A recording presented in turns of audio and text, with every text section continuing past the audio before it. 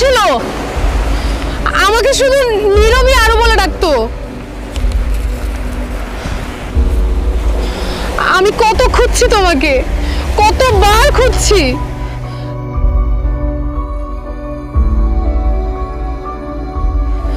আবার এত কাছে পেয়ে হারিয়ে ফেললাম।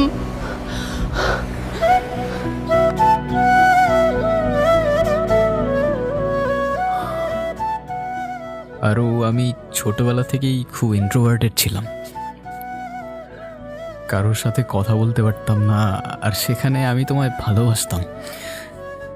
কিভাবে তোমার সামনে গিয়ে দাঁড়াতাম আমি বুঝতাম না। কিন্তু আমি সেদিন এসছিলাম আরও, আমি এসছিলাম, তোমার চিঠিটা পড়ে সেখানেই দাঁড়িয়েছিলাম।